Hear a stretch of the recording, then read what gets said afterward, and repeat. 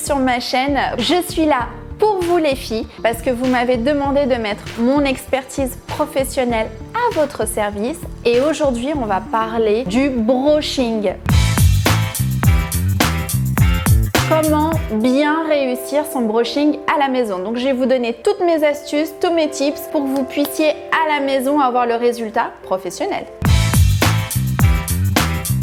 Donc le brushing, les filles, c'est pas juste le sèche-cheveux et la brosse. Le plus important, c'est d'utiliser un produit qui va vous protéger les cheveux et surtout qui va nous permettre de ne pas alourdir le cheveu, de lui donner de la brillance, un toucher doux, soyeux et de resserrer les écailles. Et tout ça tout en souplesse, faut pas que le cheveu soit cartonné. Mon produit fétiche, c'est celui-ci. J'aime particulièrement celui-là parce que c'est un 10 en 1. C'est le masque spray bébé crème all-in-one Miriam K. Il va me permettre d'avoir une brillance qui est juste exceptionnelle, me protéger les cheveux et les hydrater. L'application du produit, elle est très simple. Je secoue et je vais venir pchiter.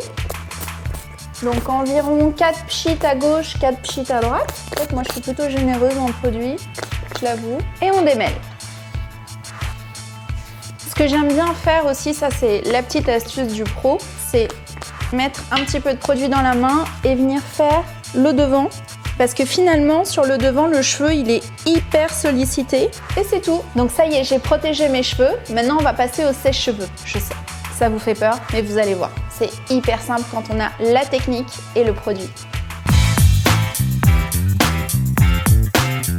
Pour faire un bon brushing, il faut du bon matériel. Le plus important, le sèche-cheveux. Mon sèche-cheveux qui me suit depuis un bon petit moment maintenant, j'achète toujours des sèche-cheveux professionnels. Pourquoi pro? Parce qu'il va chauffer plus, il va tenir aussi plus longtemps. Moi j'aime bien utiliser aussi des embouts précis, assez fins, parce que ça concentre la chaleur vers un endroit et aussi plutôt large parce que ça me permet d'aller plus vite quand je fais mon brushing. Et surtout ce qui est important, c'est quand vous choisissez un bon sèche-cheveux, ça vous évite de travailler aux plaques derrière, donc de ne pas sensibiliser vos cheveux. Ensuite, la brosse. C'est très important de choisir le bon diamètre pour obtenir le bon brushing. Plus vous allez avoir les cheveux longs et plus il faudra prendre une brosse plus large. Plus vous allez avoir le cheveu plus court et du coup vous voulez par exemple du décollement de racine ou du volume au niveau de la racine et plus il faudra prendre une brosse plus petite. Moi je prends la médium, je vais faire un brushing souple. En fait j'aime pas quand c'est trop raide baguette au niveau des pointes, j'aime bien faire un coiffé-décoiffé. Moi j'aime bien les prendre aussi en métal en fait. Ça va chauffer toute la partie qui est métallique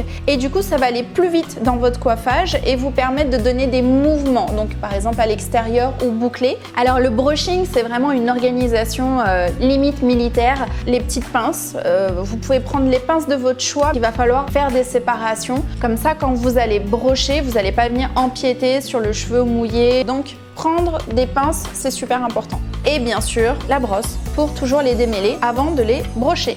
Allez, on attaque. Je vais commencer par pré-sécher mes cheveux. Pourquoi? Parce que l'eau va faire en sorte de ralentir le temps que je vais passer à faire le brushing. Donc on va juste pré-sécher pour gagner du temps et pour que finalement ça soit juste une mise en forme du cheveu plus que sensibiliser le cheveu en insistant de trop. Je vais faire mes séparations. C'est vraiment de cette façon-là que je me fais mon brushing. Donc je sépare le cheveu en deux. Je prends des séparations assez larges parce que j'ai déjà pré-séché mon cheveu. Et donc je vais commencer par faire le brush. Toujours on commence par la nuit.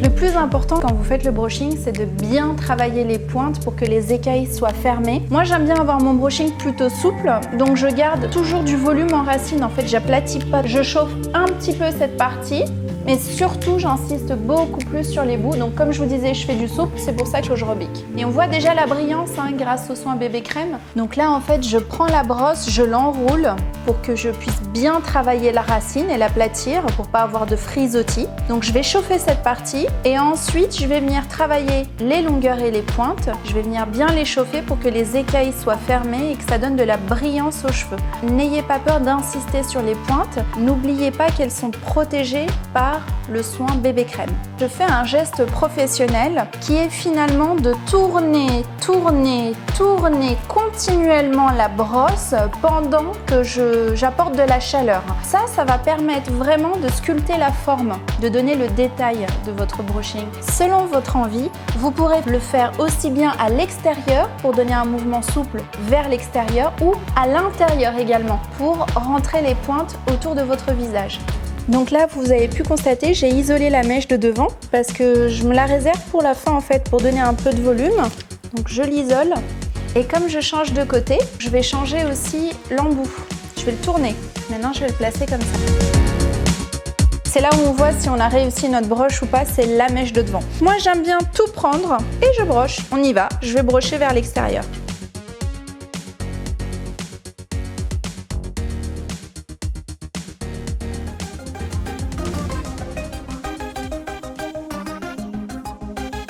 Alors en fait, vous voyez, j'ai pas fait l'arrêt au milieu, je les ai laissés se placer tout seuls. Je trouve que c'est beaucoup plus naturel au niveau du mouvement, de pas tracer avec le panier à queue quelque chose de parfait, mais de les laisser plutôt retomber finalement tout seuls. Souvenez-vous, j'ai pris un triangle, j'ai fait juste comme ça, un petit triangle, j'ai tout coiffé vers l'arrière et après ce que j'aime bien c'est juste, en fait c'est ça que j'aime bien, flouter un peu la racine pour créer un mouvement hyper naturel. Je peux le placer à droite, je peux le placer à gauche, le cheveu se place très très bien. Ça dépend de mon humeur et de la façon dont j'ai envie de les coiffer.